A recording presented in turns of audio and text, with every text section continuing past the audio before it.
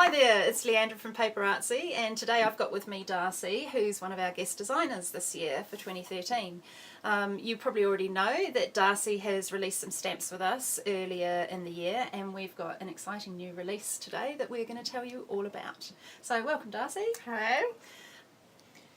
Okay, so in August we released these first stamps with Darcy, and back then it was our PaperArtsy's 10th birthday, wasn't it? This was a really cool thing that we could do with you. How did you go about designing the stamps, Darcy? Was it a really unusual process for you?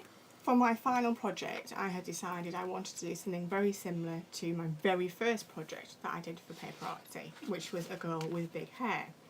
And I thought what I'd really like to fill her hair with is clocks and hearts. That was the concept. And I asked you, did you have any clocks and heart stamps? And you said, yes, we've got lots of clocks, not so much hearts. Go away and make some. I'm like, okay, that's fine. Yeah. How difficult can it be? Wasn't quite as easy as I thought it was going to be. It was a lot of drawing and redrawing and emails and redrawing and scanning and emails and redrawing. And it just went on for weeks and weeks. But between the three of us, we got there in the end. So. Yeah, well, I love them. I think what you've done is fantastic. I've always liked gears and cogs and that whole thing, and I think when I think of you, often I think of that kind of, steampunky style. I don't know why. It's just what I identify with you with. So I quite like this. I think it really works. I love the keys with all the wire around them and those kinds of elements. I think they work really well. They're so nice. Like, these are great as backgrounds. When I made this tag in a video, I really enjoyed stamping into the grunge paste, the cogs, and even the script worked really well stamped into the background. So, they're so much fun to work with. Have you enjoyed it? The cogs were a nightmare to draw, I have to say. They really were.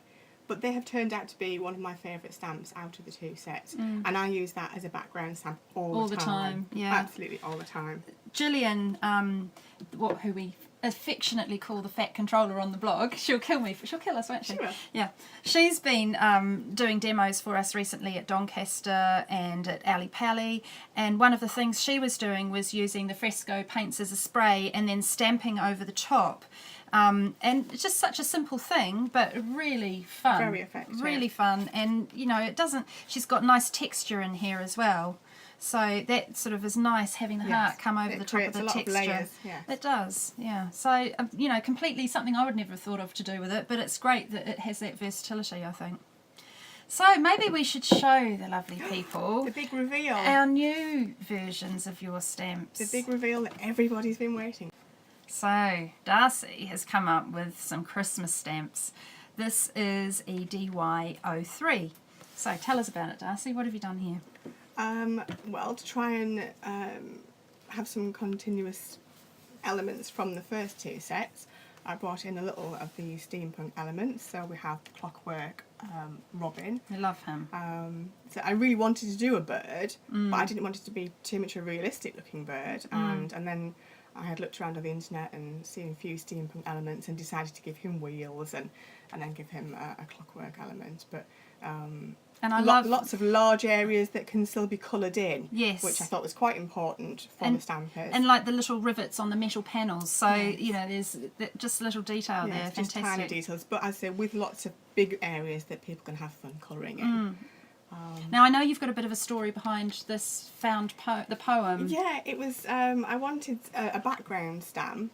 And I had looked around for some more text. I had a lot of fun looking for fonts and choosing fonts for all the stamps. That was great fun, trying lots of them out. But I was looking for something that would work as a background stamp, and I really just wanted a poem about winter.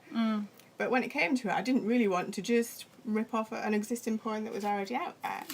So I asked a friend of mine, can you come up with a poem? He writes quite a lot, and he said, yeah, no problem, I'll write a poem for you. 10 minutes later, he sends me the poem. Really? Brilliant. Yeah, it was just as quick as that. And I read through it, and I said, would you mind if I changed a few words and moved a couple of the lines around? He said, yeah, go for it.